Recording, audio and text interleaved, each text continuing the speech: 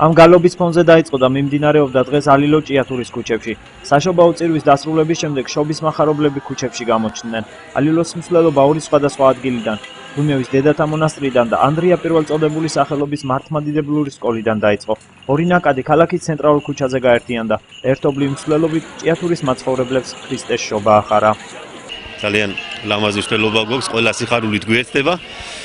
რაც შეეხება უშუალოდ ჩვენ ალილოს ორი ნაკადია, ჩვენ ამის შესახებ წინასწარაც გავარცხილეთ მოსახლეობა, ერთი ნაკადი წამოვიდა დუნევის მონასტრიდან, მეორე ჩვენი მართლმადიდებლური სკოლიდან, ანდრია პირველწოდებული სახელობის, აი ეს სკოლობლები ძირითადად აი ამ სკოლის სკოლობლები არიან. მე მინდა ყველას მიულოცო შობის ბრწყინვალე დღესასწაული, მთელ მართლმადიდებლურ სამყაროს, ყველა ქართველს. მინდა სრულად საქართველოსა და ჭიათურას მიულოცოთ დამდეგი შობა ახალწლ, უსო ჯანმრთელობა. მონაწილეობთ ალილოში და ეს არის სიხარული ქრისტეს შობისი. ულოცავ შობა ახალწლს მთელ საქართველოს. ყოფილიყოს ბედნიერება, მშვიდობა და კარგად ყოფნა. სამღვდელოებასთან ერთად ალილოში სხვადასხვა ტაძრების მრევლი და ანდრია პირველწოდებულის მართლმადიდებლური სკოლის მოსწავლეები მონაწილეობდნენ.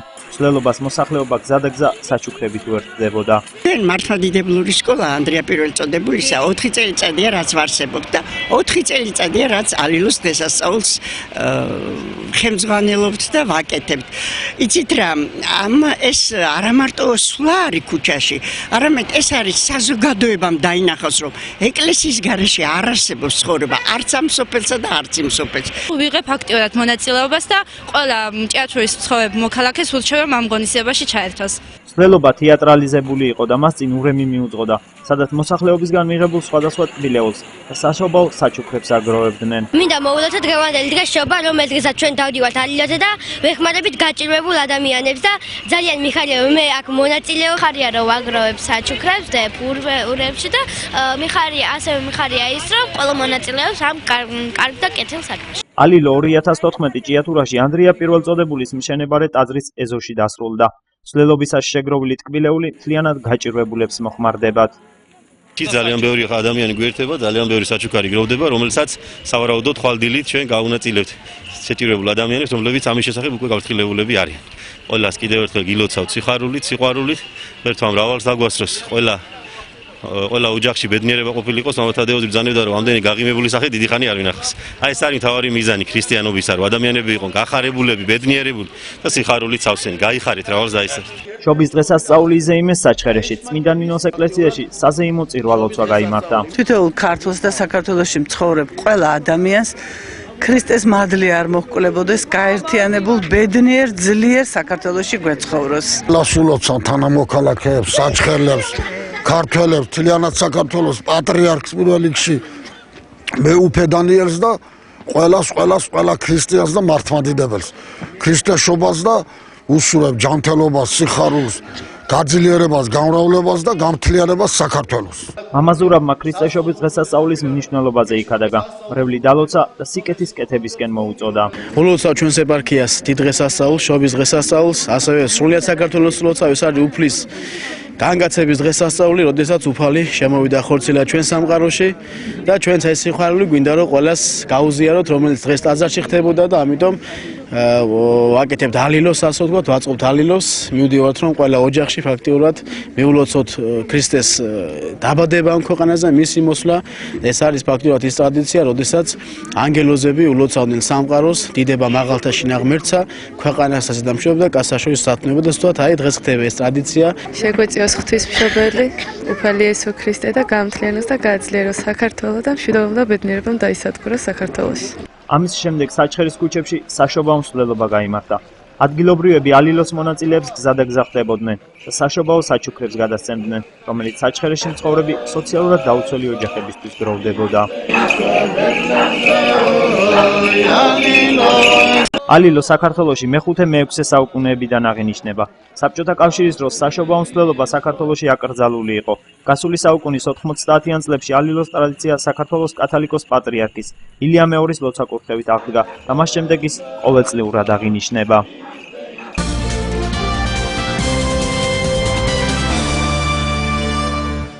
ქრისტეშობის დღესასწაულის საჩხერეში მცხოვრებ კათარზისის წევრებს მუნიციპალიტეტის ხელისუფლების წარმომადგენლება მიულოცეს.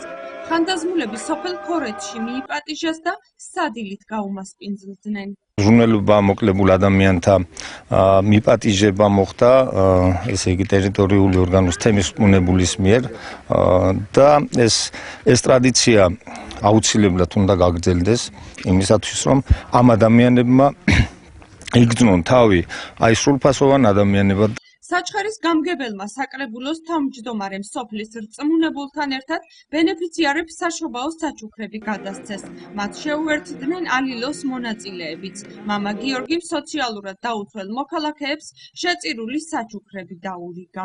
ჩვენი თანამემამულეების დახმარებით შევძელდა გავაკეთეთ ეს სადი და გვინდა რომ მართლა ის ამონო და ეს დღევანდელი დღე გაეთენონ როგორც ჩვეულებრივმა ოჯახმა. მათ როგორც ეკადრებათ, რაც შევძელეთ, ყველაფერი გავაკეთეთ. მამა გიორგიმ ხანდაზმულები დალოცა და უფლის რწმენის გაძლიერება უსურვა. ყველას ულოცავ და ყველას ერთ რამეს მოუწოდებ, რომ არის საქართველოში იმის საშუალება, რომ გავცეთ იმის მოწყალება, რომ არ ვყავდეს მშიერი, არ ვყავდეს შეცინული ადამიანი, ბევრს ძალიან გათბობა არ აქვს, ძალიან ცუდად ცხოვრობენ და ძიმეთ და ვეცადოთ ყველამ რომ გავაკეთოთ სიკეთე და ღმერთი უფრო მეტ მათ მოგცევს და მოგვანიჭებს. ღმერთმა დააგლოცოთ, მრავალს დააგასწროთ. შეხვედრას რამოდენიმე შეზღუდული შესაძლებლობის მქონე პირიც ესწრებოდა. ისინი აქ საჩხერის საკრებულოს თავმჯდომარემ მოიწვია.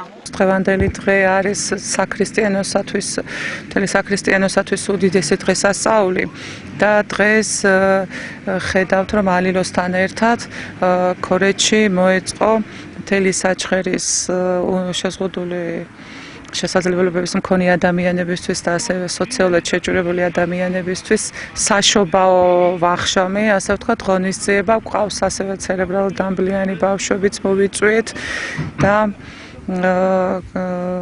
ძალიან ბედნიერი ვარ, რომ მათ სახეზე არის ხიმილი. ძალიან დიდი მადლობა მინდა უთხრა ქორეთის ტაძრის მოძღვარს მამა გიორგის. მარტო ხელა მოხუცებს სამომავლოდ მატერიალურ დახმარებასაც დაპირდნენ.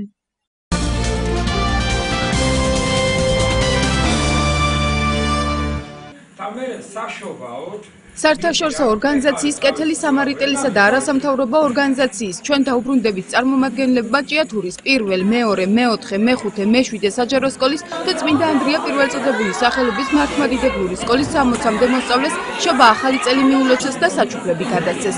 შეხვედრა ჭიათურის მუნიციპალიტეტის ადმინისტრაციულ შენობაში შედგა.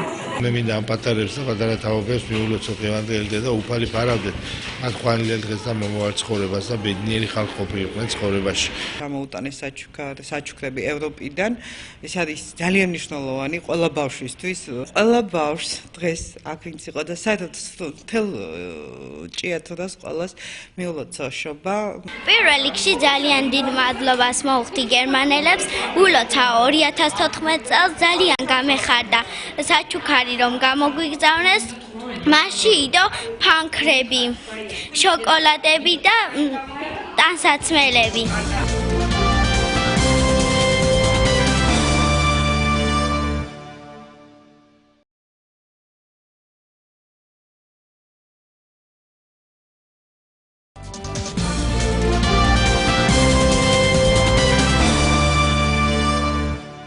სურსათის უნებლობის, ვეტერინარიისა და მცენარეთა დაცვის კოდექსში ცვლილებები შედის, რაც ვადაგასული პროდუქტის რეალიზებაზე ფულადი სანქციების დაწესებას ითვალისწინებს. რეალიზატორს, რომელიც ვადაგასულ სურსათს გაყიდის, 500 ლარიანი ჯარიმა დაეკისრება. საკითხი დარგობრივი ეკონომიკის, ეკონომიკური პოლიტიკისა და აგრარულ საკითხთა კომიტეტის გაერთიანებულ სხდომაზე უკვე განიხილეს. პროდუქტის შეძენისას აქცევს თუ არა მოსახლეობა ყურადღებას მის ვარგისიანობას და სად მიდის ვადაგასული პროდუქტი. ამ კითხვებით რეალიზატორებსა და მოსახლეობას მივმართეთ. ვადაგასული პროდუქცია ჩვენთან არ იყიდება. ეს რომ თქვათ, ეს უფრო ხდება ახლა იყოს ვადაგასული შეიძლება მაწონი და ასეთანა და ასეთი და ამიტომ მოდის დისტრიბუცია აბრუნებს უკას და ჩვენთან მისი რეალიზაცია არანაირად არ ხდება. მაგალითად მაწონს ცვლის ეს ყველანაირს რაც გაფუშდება ყველაფერს ცვლის კალბასებიც ცვლიან, თუ არ გამოцვლიან კიდე უნდა მოვთხოვოთ ჩვენთან პასუხი. ერთი დღის როგორ ეს გასული ვარ და რა პრობლემა მაგაზე ცვლით, ყველა მიგვაქვს უკან. ფირმას მე აქ ისევე ამას თბილისში საშემოსავლო სამსახური იბარებს და ყრის ნაგავზე. ყოველთვის ვაკვირდები, კითხულობ უკანა გვერდზე გოდენდორატეს სანამდე არის. შემთხვევა ხო არ ყოფილა ისეთ რომ შეგეძინოს და შემდეგ სახლში გენახოთ ეს. მასეთ შემთხვევაც იყო. შევიძინე და სახლში ვნახე. ერთხელ ისეთ იყო რომ მოვიწამდი კიდევაც ნამცხრით. ვადაგასული ნამცხრით. ძალიან წვრილი წარწერებია ზედ რომ რა შემადგენლობით არის მაგალითად მაწონი ან სმეტანა ვერ დაადგენ.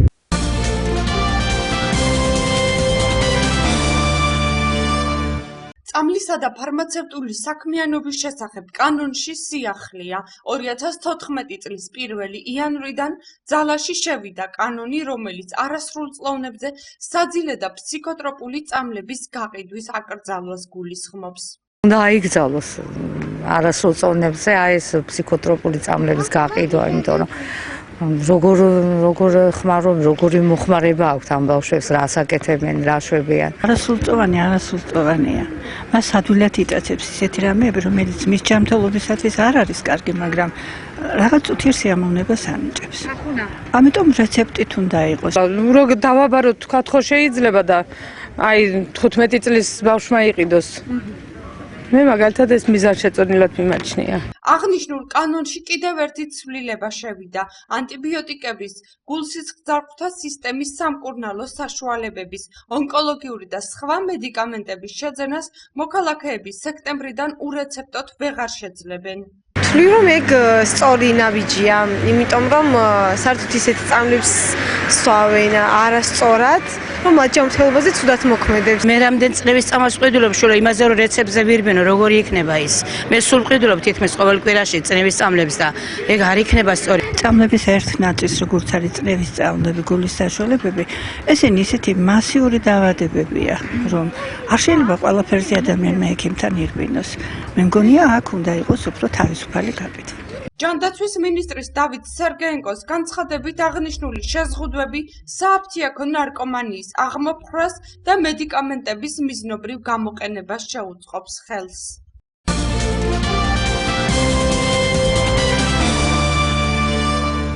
2014 წლის 1 იანვრიდან ძალაში პარლამენტის მიერ მიღებული ახალი კანონი შევიდა, რომლის მიხედვითაც სატრანსპორტო საშუალების არაფხიზელ მდგომარეობაში მართვა ძღოლისთვის მართვის უფლების ჩამორთმევას 6 თვის ვადით გამოიწვევს. იმ შემთხვევაში თუ ავტომობილს არაფხიზელ მდგომარეობაში მყოფი 18 წლამდე პირი მართავს, მას მართვის უფლება 1 წლით შეუჩერდება. ახალი კანონის მიხედვით სამართალდარღვევის განმეორების შემთხვევაში მძღოლი 700 ლარით დაჯარიმდება და მართვის უფლება 1 წლით შეუჩერდება. აღნიშნულის გარდა ადმინისტრაციულ სამართალდარღვევათა კოდექსში კიდევ რამდენიმე ცვლილება შევიდა. კანონის მიღება შინაგან საქმეთა სამინისტროს ინიციატივით მოხდა. მივესალმები, იმიტომ რომ ძალიან ბევრი შემთხვევა მქონია მე პირადად წინა წელს ფრალი მძღოლი დამეტაკა და სიგდის გადავჭი მანქანა აღარ ვარგო და საერთოდ ზარალი მივიღე და მეტი რა უდანაშაულო ადამიანს რატო დაკლავდეს 2 ჭიქის გულისთვის თუ 1 ლიტრის გულისთვის. პირველ შემთხვევაზე თუ აპატიებდა მეორეზე შეიძლება რომ დავსაჯოდა პირველად ცოტა ეცილება რომ გამოასწოროს თავისი შესწავლა. ნასმიერი იქნება სკოლი ეს არ არის მესაზონი. უნდა ესაჯოს მაგისთან ამბობს. მაგის სხვასაც კლავს და თავისთავად იმუპან. მივესალმები გენა ძალიან კარგია.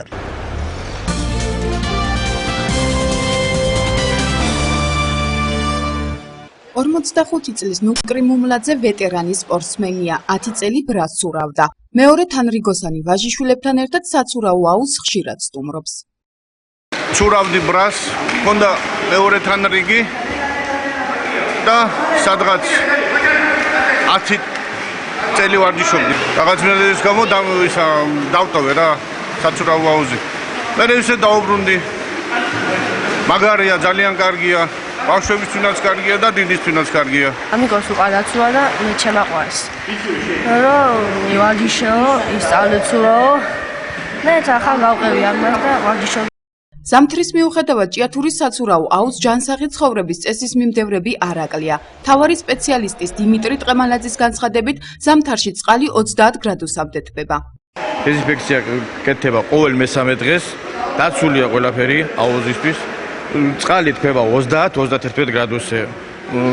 ატამლენიები ჩართულია, სითბოა საშხერბეში ყველგან. მართალია, ზაფხულისავეთ დასწრება არ აქვს. მაგრამ მაინც ყავს ხალხი. პირველად მოვედი და მართლა თბილი წყალი არის. სურა ჯანმრთელობის პირველ რიგში ჯანმრთელობისთვის არის კარგი სიმაღლეში ზრდის და არ ვითარებს ადამიანის სხეულს და უფრო ჯანსაღს ზრდის. 27 სპორტული სკოლის ბაზაზე არსებულ საცურაო აუზზე სპორტული წრე ფუნქციონირებს. 40-მდე ოსტატ ცურვაში 2 მწვრთნელი ავარჯიშებს და მათი დახმარებით მოცურავეები სხვადასხვა ტურნირებსა თუ ჩემპიონატებში ხშირად იღებენ მონაწილეობას. ვარ საქართველოს ჩემპიონი ცურვაში, სტილ ბატერფლაიში. აგრეთვე მაქვს აღებული მეორე და მესამე ადგილი საერთაშორისო ჩემპიონატზე. ვარ ნაყოფი სომხეთში, საიდანაც ჩამოვიტანე მესამე ადგილი. ახლა ბოლო შეჯიბრებაზე ვიყავით, მე და ერთი, მე ორმა ავიღეთ ჭიათურიდან ლიცენზია. გავიმართ, კარგად ვიასპარეზეთ, მაგრამ მე-4 ადგილას გავედით. მარტში არის ახალგაზრდული ჩემპიონატი საქართველოში, რა თქმა უნდა. მე კიდევ თითქმის ყველა თვეში არის ტარდება საქართველოს ჩემპიონატები და ვემზადებით. ნიკა და ვახტანგი კაპანაძეები ახალბედა მოცურავეები არიან. მშობლებმა ისინი სპორტის ამ სახეობაში 2013 წლის სექტემბერში შეიყვანეს. 2 შვილი დამყავს. კმაყოფილი ვართ, მომწონს ეს ცურვის სახეობა, ბავშვებსაც ძალიან მოსწონს. ოჯახს მეუღლესაც სურვილი იყო ძალიან რომ ვეტარებინა ორივე და პირობებიც ნორმალური კარგია, წყალი თბება კარგად. მე და ჩემ ძმას გქონდა სურვილი რომ როგერლო ცურვაზე. მასწავლებელიც მოწონს თბილი წყალია და კარგია ცურვას. წვრთნელს დამწყებ მოცურავეთა აღზრდაში ბაჩანა ტყემალაძეც ეხმარება. ის საქართველოს ჩემპიონია. ხმარები ჩემ მასწავლებელს პატარების აღზრდაში, მათ ძალიან უხარიათ შეამულობენ და წარმატებული სპორტია ცურვა, ვისაც ჯანსაღი ცხოვრება სურს, ყველას მოუწოდებ რომ იარონ ცურვას. წინ მრავალი შეჯიბრია, ახლა ბაჩანა და მისი თანატოლები საქართველოს ჩემპიონატისთვის ემზადებიან, რომელიც 2014 წლის მარტში ჩატარდება.